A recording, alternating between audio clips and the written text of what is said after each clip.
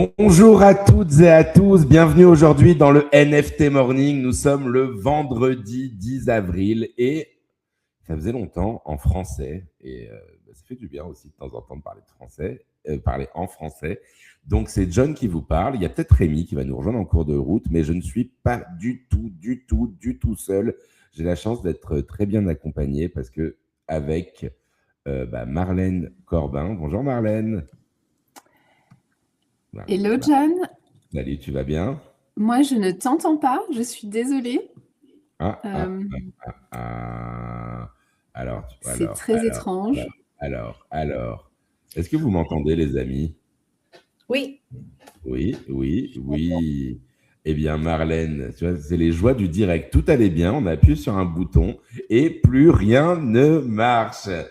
Marlène, est-ce que, regarde, on va faire un petit tour de magie. On va te faire disparaître et réapparaître. Est-ce que ça marche maintenant? Alors, Elle est partie. Alors, voilà, c'était un beau lancement.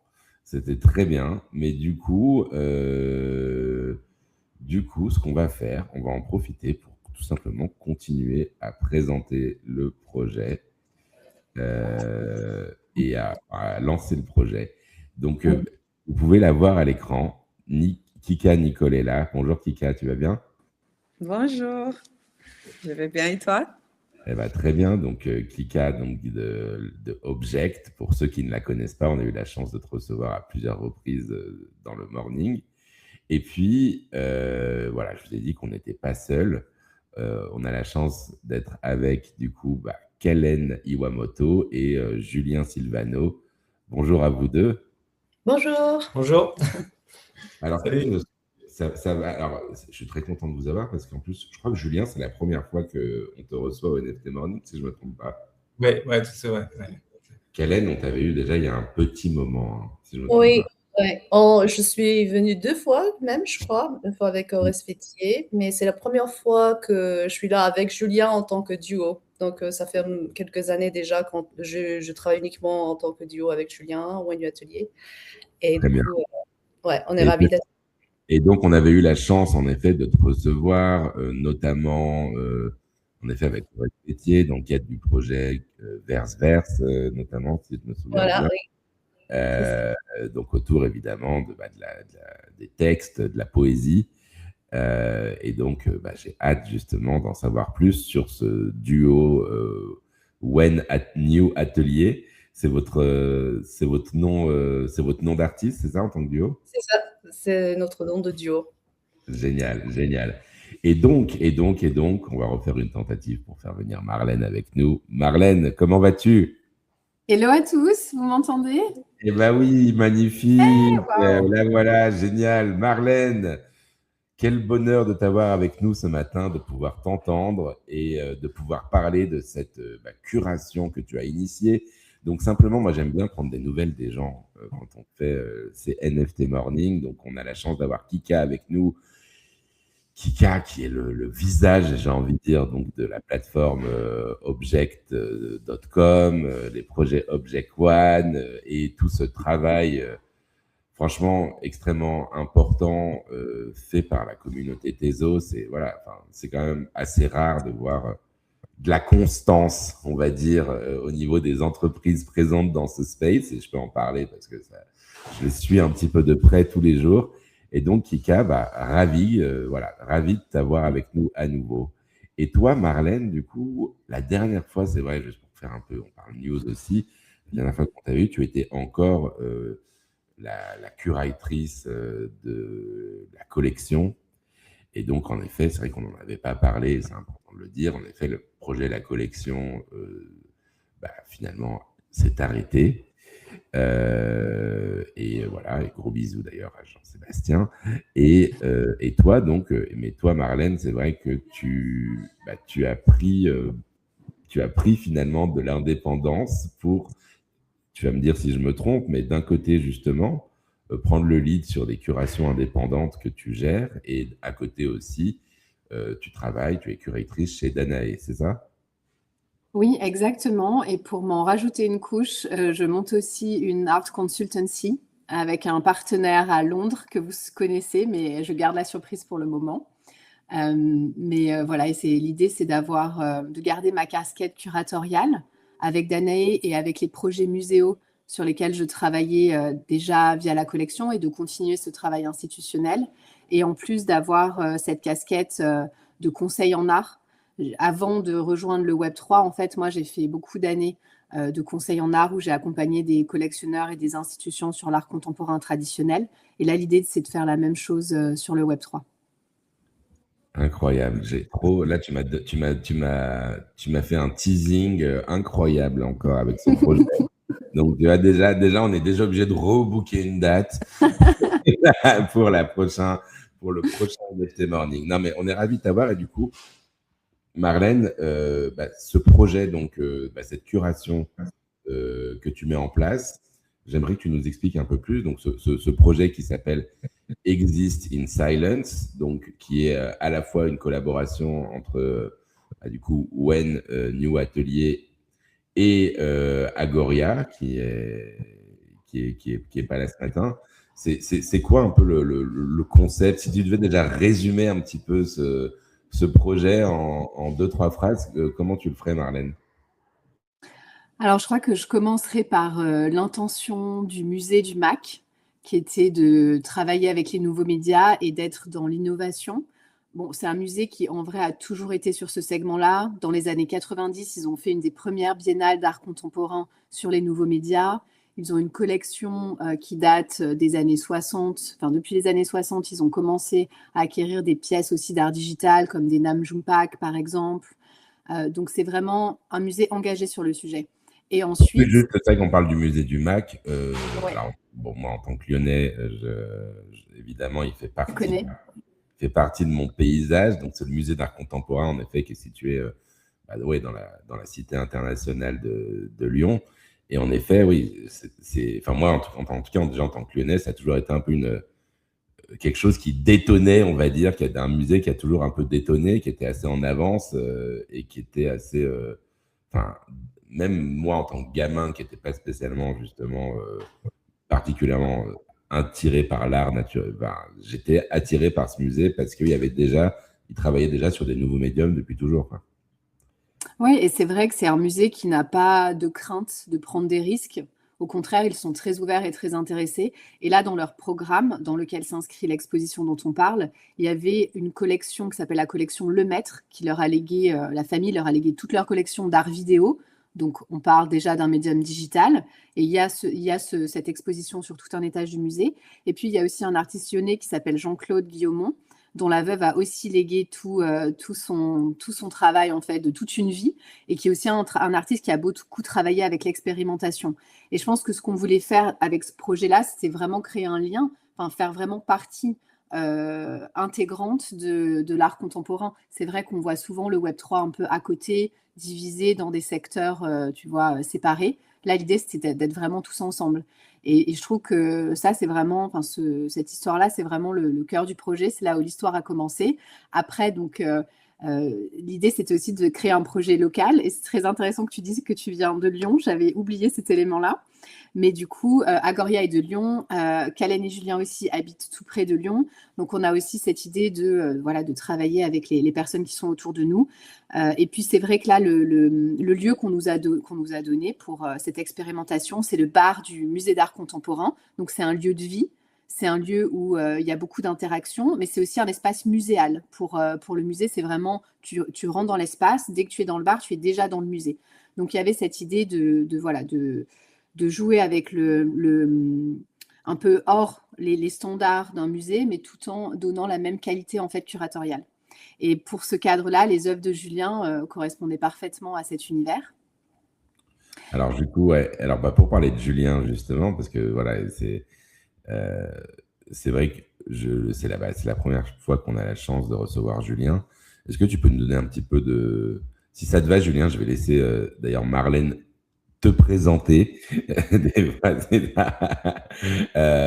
nous donner un petit peu, ouais, enfin, nous expliquer pour ceux qui ne connaissent pas Julien, justement, d'où il vient et son travail avant cette collaboration. Déjà, peut-être, je fais très vite, Julien, puis après, je te laisse faire. Mais du coup, ce qui est très intéressant, c'est qu'Hélène et Julien sont un couple dans la vie. et un duo d'artistes, donc ça crée forcément une connexion très forte dans leur travail. Et pour moi, c'est vrai que Kalen, elle va être plus le côté, justement, poésie, même s'ils se sont nourris tous les deux. Julien, plus le côté beaux-arts, matérialité, musique. Et du coup, la connexion entre les deux crée justement une richesse, je trouve, encore plus importante dans leur pratique. Mais voilà, j'en ai dit assez, Julien, je te laisse te présenter.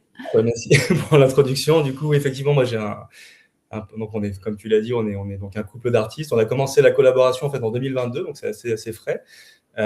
Et on avait toujours en fait échangé sans vraiment se l'avouer complètement et sans vraiment faire un projet, mais ça faisait des années bien sûr qu'on échangeait au niveau plastique, texte, etc. Et on a franchi le pas, je pense, voilà, à partir de 2022 avec une première offre qu'on avait présentée justement, qui était présentée à une expo Verse qui avait lieu à Paris à l'Avant-Galerie Vaucen, qui s'appelait donc l'exposition Poem Object. On a présenté une œuvre qui mélangeait en fait le texte, du digital et aussi une forme plastique tangible, voilà, qui était faite avec du bois, avec un livre, etc.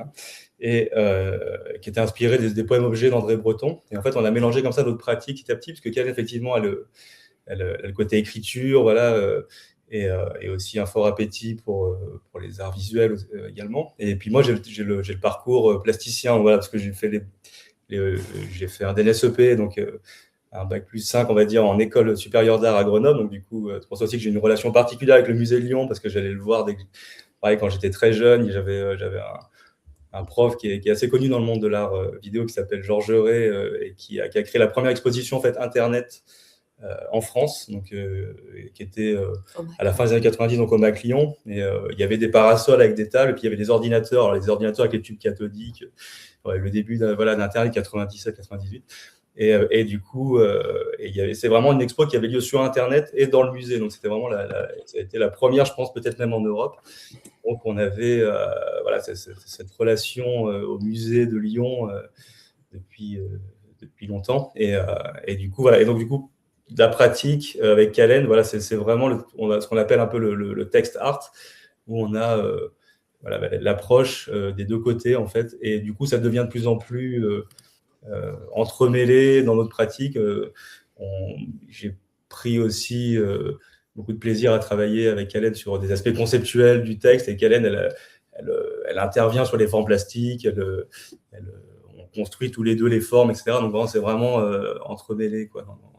Très bien. Non, mais alors, c'est ça, et pour résumer avec nos mots, on est donc sur une collaboration, en effet, entre, voilà, un dialogue entre du texte et ce qu'on va appeler du plastique, même si c'est évidemment c'est juste un mot-clé, et donc une matérialité physique, et donc ce projet-là dont on parle, donc qui est d'ailleurs, j'en parle rapidement, qui est live sur Object depuis hier, aussi, enfin sur la composante évidemment, sur la composante NFT. L'expo en elle-même, en fait, elle s'appelle Exist in Silence, et elle consiste en quoi, en fait, Kalen? Alors, l'expo à MAC, l'expo physique, il s'appelle Barcodex. Et c'est construit vraiment pour le bar, comme Marlène a expliqué. Et il y a un lien avec le Fluxus, c'est justement d'effacer la frontière entre l'art et la vie, qui rejoint aussi Guillemot, qui est exposé en même temps que nous dans le musée. Et du coup, l'idée, c'était vraiment de prendre le bar comme un dispositif et de jouer un peu avec ça. Et du coup, l'expo sur Object One, ça fait partie d'un projet qu'on a fait avec Agoria, justement, qui s'appelle Miniscriber Duo, Agoria Edition. C'est une édition spéciale de la Miniscriber, qui est un synthétiseur de la poésie conceptuelle. Et du coup, sur Object One, cette expo Exist in Silence, c'est les outputs de cette machine. Et la machine, on a juste la machine originale. Donc, c'est ça le Miniscriber. Et ça, c'est le Miniscriber original. Le suit avec Agoria. Il y a aussi une MP3, une autre machine qui qui joue en loop un morceau de Agoria qui a fait spécialement, c'est exclusif, il a fait pour cette collaboration. Et c'est le son de Agoria qui nourrit en fait le texte, le mouvement du texte. Donc c'est une version audio réactif de la Mini Scriber.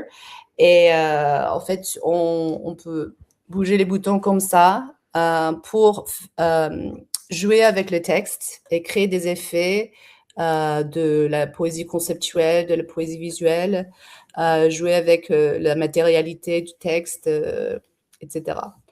Du coup, ça, c'est la version originale, mais la version qu'on a fait avec Agoria, c'est audio réactif. Donc, ça veut dire que tu peux jouer avec les boutons, mais en même temps, si on appuie sur le bouton play, c'est la musique qui fait bouger le texte.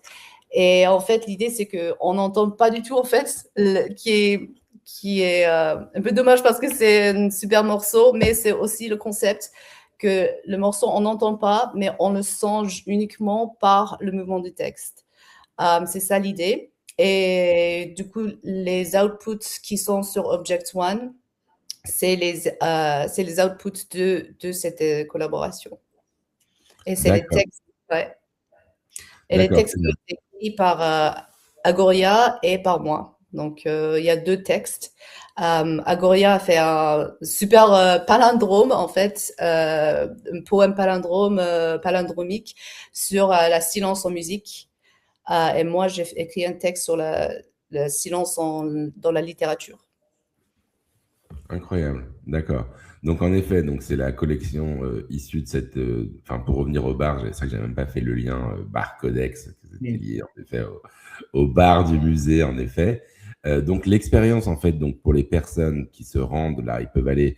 Enfin, cette exposition, donc, elle a été inaugurée il y a un peu plus de 2 semaines, je crois, au musée.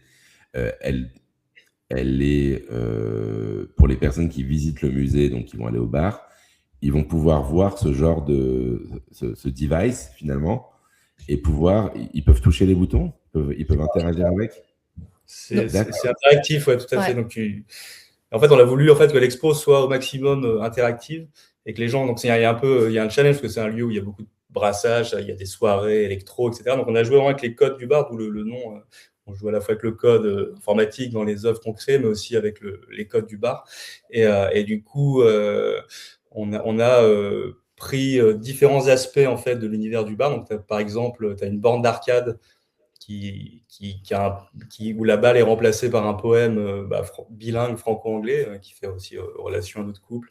Mais tu peux jouer avec. Donc, on a vraiment mis des œuvres que tu peux manipuler, quel que soit ton âge, etc., qui peuvent être accessibles immédiatement.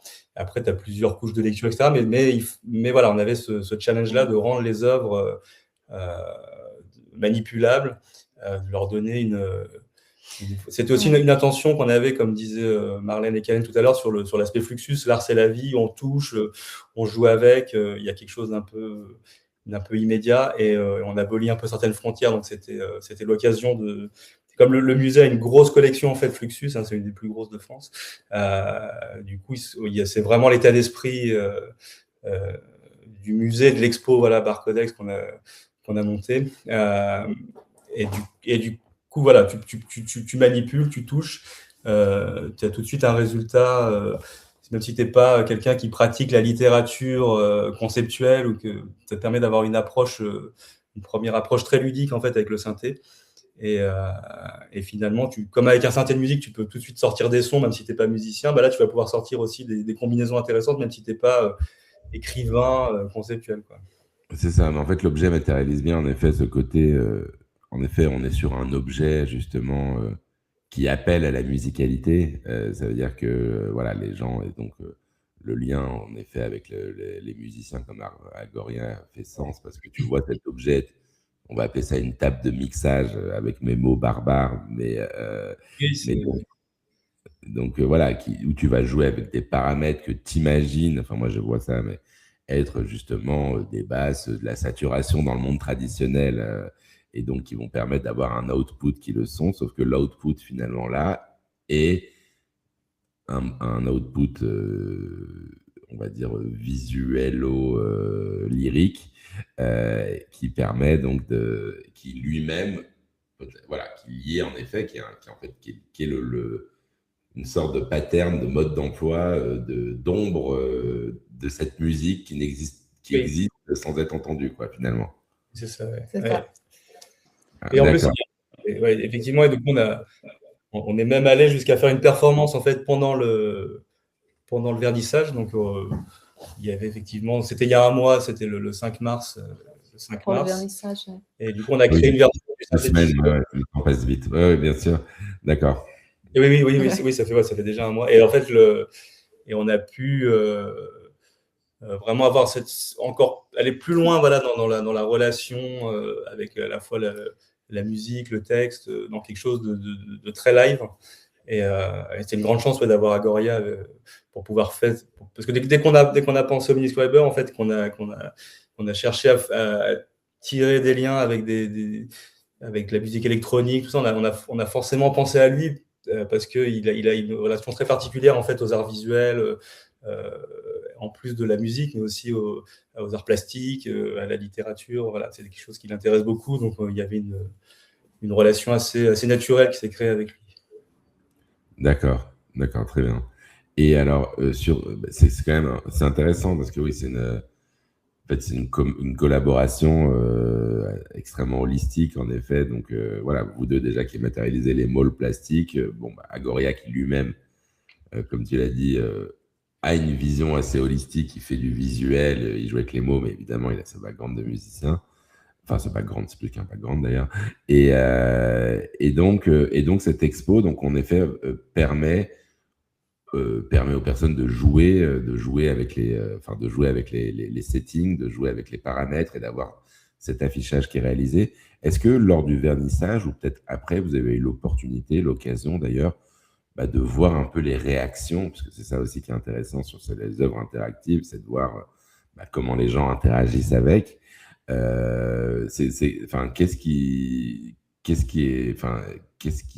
comment les gens réagissent finalement à ces œuvres-là? Peut-être qu'Hélène, je ne sais pas si tu as pu Oui. observer un peu. Alors, pour l'œuvre même, on avait la chance de voir les gens jouer avec et ils sont ils sont pris dedans. Ils aiment bien manipuler les boutons, ce côté interactif et le côté d'agir sur le texte. Ça plaît beaucoup, je pense. Mais on a aussi eu beaucoup de bons retours sur la performance. Après la performance, c'était un moment, Seb, il a joué un set et nous, on a manipulé c'était une projection de l'écran de Miniscribers sur un grand écran juste derrière nous. Et on a eu de super retours. J'ai une petite vidéo, un extrait de vidéo de performance si vous voulez le voir. Je ne sais pas si je peux partager l'écran, mais pardon, je pense que tu es sur mute, John. Pardon, excuse-moi, oui. Oui, n'hésite pas à partager, mais je pense que je dois avoir quelque chose aussi. Je dois avoir quelque chose à vous montrer là-dessus aussi. Mais donc, attendez, regardez là, tout de suite, on va se mettre dans l'ambiance. Voilà. Et hop, je me mélange moi-même dans mes boutons. Voilà. Hop, ah. Donc, ça ressemble à ça.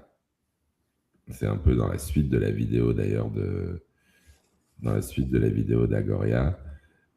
C'est ça, hein? Tu me dis si je me... Ah oui. Oui, il y a un petit extrait là. Ouais. Waouh, mais dis-moi, c'est incroyable tout ce monde d'ailleurs là. On dirait Oui, une vraie. On se croirait en boîte en fait là. Ouais, ok, Il y a des amis qui ont fait le même. Il y avait tout le vernissage en plus de tout le musée, donc c'était vraiment c'était pas que le vernissage bien sûr de Barcodex, mais il y avait l'ensemble des expositions du musée. Donc le musée était en mode nocturne, gratuit. Donc, du Mais coup, attends, et là, il y avait voir en plus. Et là, je réalise, oui, que vous, enfin, When New Atelier, vous étiez au platine aussi, quoi, finalement, mais sur chacun sa machine, quoi. C'est ça, ça veut dire.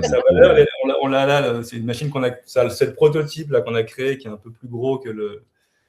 Donc là, ici, tu as toutes les sorties HDMI, tout ça, qui permettent d'aller jusqu'à la 4K. Et puis, on a créé des fonctions en plus qui permettent de jouer avec l'audio réactif, de bypasser l'audio. Et voilà, on s'est vraiment amusé avec la machine, comme effectivement, comme une platine, comme tu disais, une table de mixage ou un synthé. Donc, on l'a vraiment conçu. C'était la première fois qu'on le faisait, en fait, on avait conçu le Miniscriber avec son petit écran, ça, mais comme ça, sur une projection, et ça nous a donné envie d'ailleurs d'en faire d'autres. Bah ouais, là j'ai envie, là je suis frustré de ne pas avoir été là pour ce vernissage. Je me dis, c'est vrai que enfin, ce type de performance DJ et une nouvelle forme de VJ finalement, enfin, parce que c'est ça aussi un peu le travail du VJ, c'est ça. On parle de LJ, en fait, c'est pour literature jockey ou language jockey. Ah, ouais, très bien. C'est le mot qu'on a inventé. C'est dans le même esprit, justement, que VJ, DJ, c'est la continuation dans la littérature et le langage. Ouais.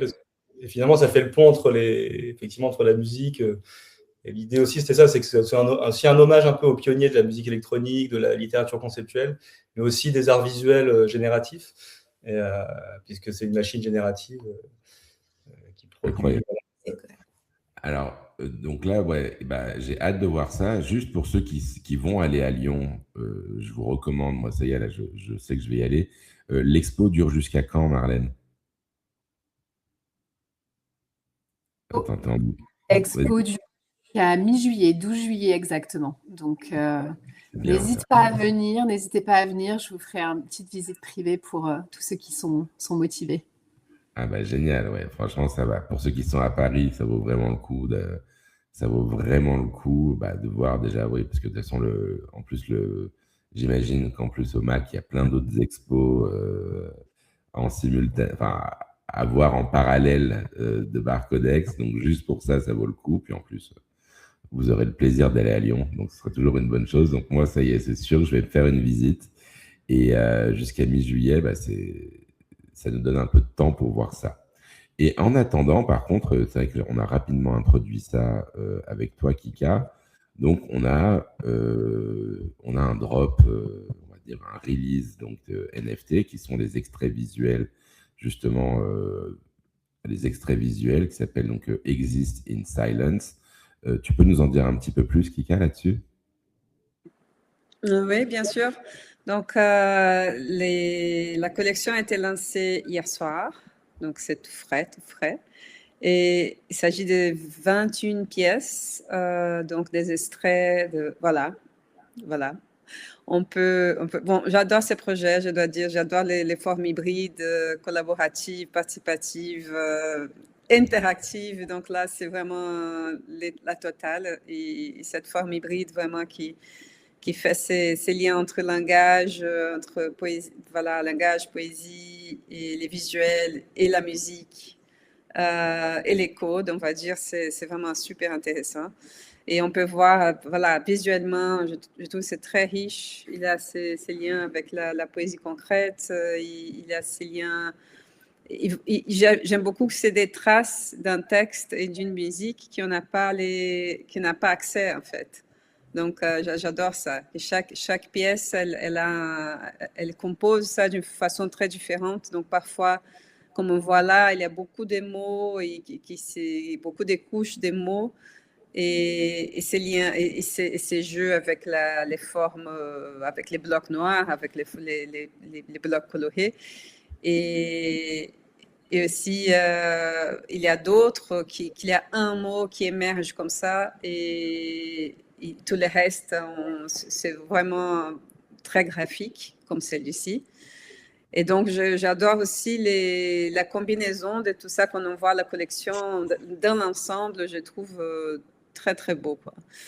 Moi, j'aime bien ce côté, en fait, parce que forcément, ça fait beaucoup travailler l'imaginaire, quoi. Ça veut dire que tu vois ce visuel et tu te dis, tiens, ça veut peut-être dire, sans savoir vraiment, évidemment, ça veut peut-être dire que c'est une phase de la musique où, justement, tu avais plus de type de son, de saturation ou de pause. Enfin, tu sais pas, enfin, je trouve qu'il y a une sorte, pour moi, presque un petit jeu, évidemment.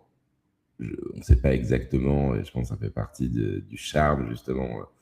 Enfin, sauf si vous me dites le contraire, mais à mon avis, on ne sait pas qu'est-ce qui correspond à quoi. Ce type, on sait pas, on peut pas se douter de quel type de musique a fait générer finalement ce reflet qui est visuel.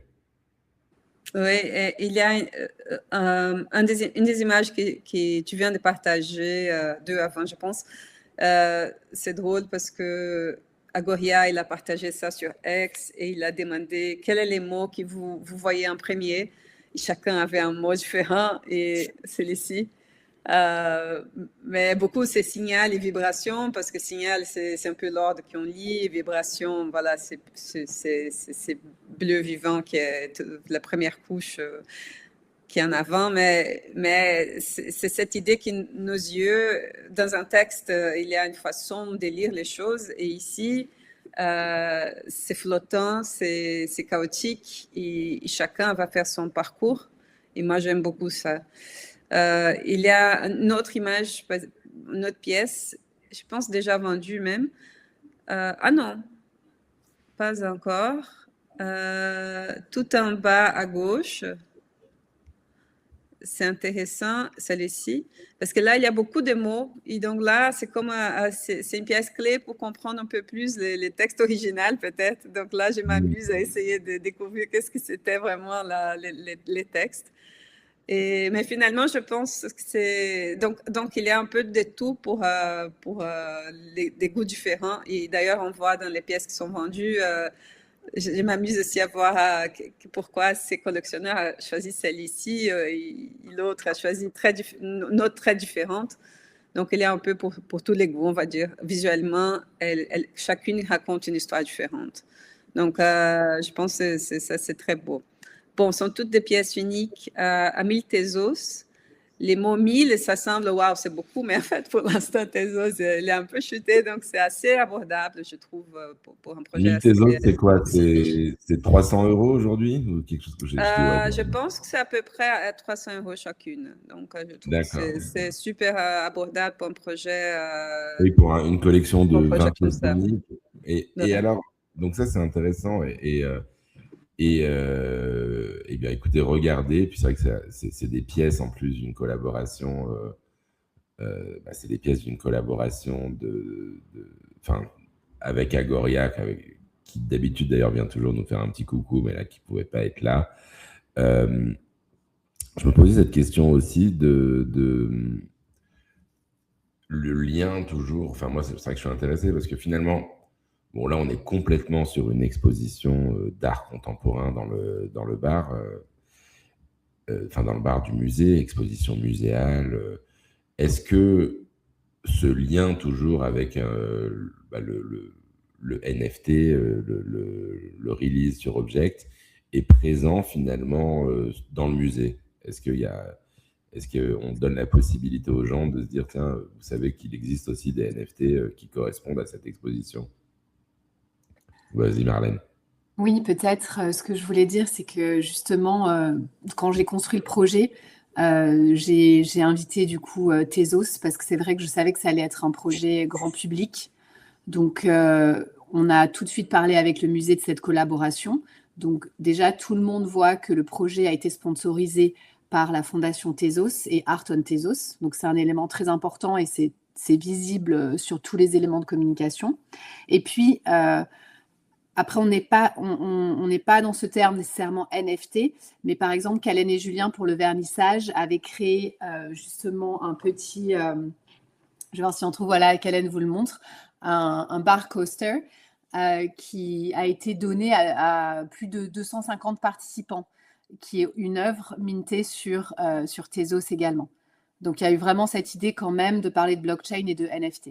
Et j'en profite pour remercier du coup Kika et Tezos qui nous ont bien soutenus sur ce projet. Bravo, bravo. Et donc, je vous invite en effet à regarder cette collection. Là, c'est une collab. Donc, cette collab Agoria When New Atelier. Il y a toute une page aussi. Voilà. Moi, je trouve que c'est intéressant. Je trouve que la plateforme Object aussi c'est une mine d'or aujourd'hui encore. Hein. Il y a vraiment beaucoup de choses, maintenant en plus le contenu est intéressant. Donc bravo pour ce travail aussi, bravo pour ce travail Kika. Et du coup, comme tu l'as dit, 1000 Tezos, ouais, je pense que aujourd'hui, on a la chance d'être dans un marché où les crypto-monnaies sont pas chères, donc on peut en profiter. Donc non, non, vraiment, c'est une très très belle collab.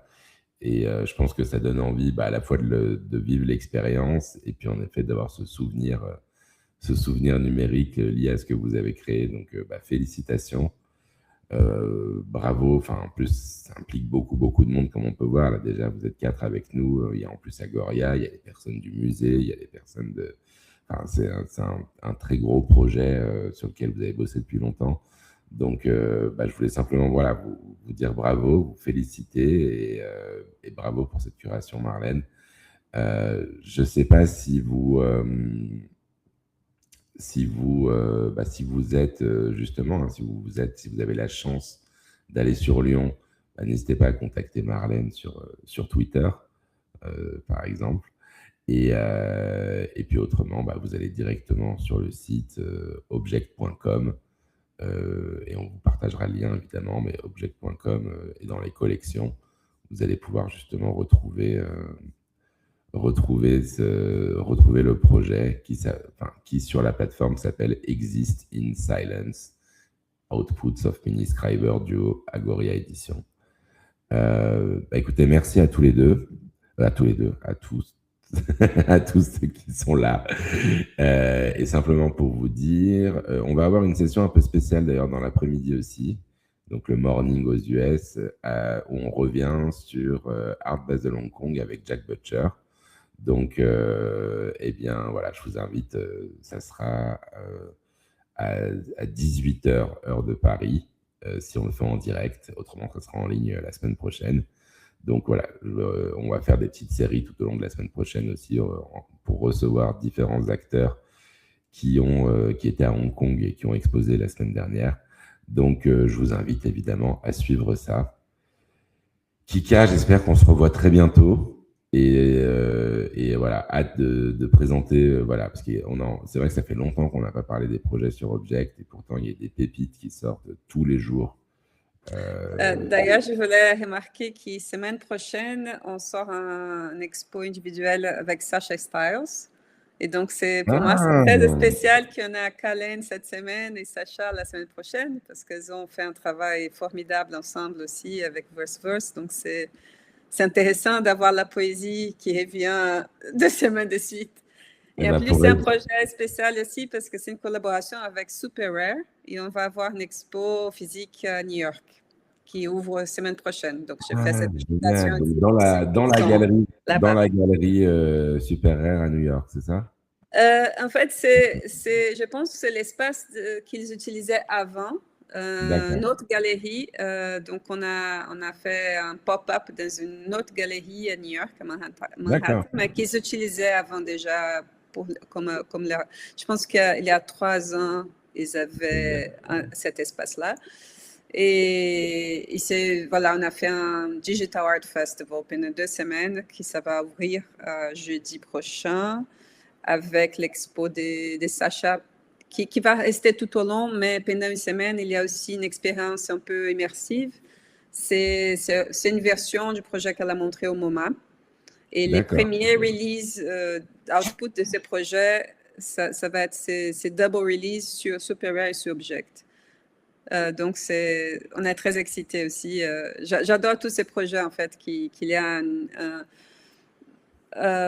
expo physique qui montre un côté de projet et après, on a un release qui montre quelque part un autre côté du projet, quoi. Donc, donc on a Kalen cette semaine et Sacha la semaine prochaine. Et bravo. Pour rester dans les promotions de pionniers de la poésie et de Verse, on aura Oreste Vétier avec nous au morning vendredi prochain, du coup, accompagné de Dominique Moulon et de plein d'autres gens aussi d'ailleurs. Ils ont une expo à Artverse qui a été inaugurée hier d'ailleurs, si je ne me trompe pas. Donc on sera en direct d'Artverse qui a été complètement redécoré, réhabillé aux couleurs de l'exposition. Et d'ailleurs, j'organise, aucun rapport, mais un brunch NFC à Paris jeudi matin dans Artverse pour vous permettre aussi de découvrir l'exposition et de prendre un café. Donc, si vous êtes sur Paris la semaine prochaine, le 16, vous êtes les bienvenus. Donc, voilà, on a parlé de Calène, de Sacha, d'Horace-Vétier. On a déjà, voilà, on voit que c'est très agréable de voir que vos parcours mutuels prennent de plus en plus d'ampleur et se développent justement aussi dans les murs réels de galeries, de musées, et que voilà, et qu'évidemment, au-delà des mots, évidemment, il y a du visuel aussi, et il y a des dialogues justement avec des plasticiens et d'autres acteurs du monde physique, on va dire. Donc, voilà, ça m'a donné beaucoup d'énergie pour la journée, donc je voulais vous remercier vous souhaiter une excellente journée. Et puis, on se retrouve très vite, peut-être en fin d'après-midi, même pour ceux qui le souhaitent, pour un nouveau NFT Morning. Good morning! Good morning! Happy. Good morning! Really happy. Good morning! To be with you. Good morning! Happy. Really happy. To be with you.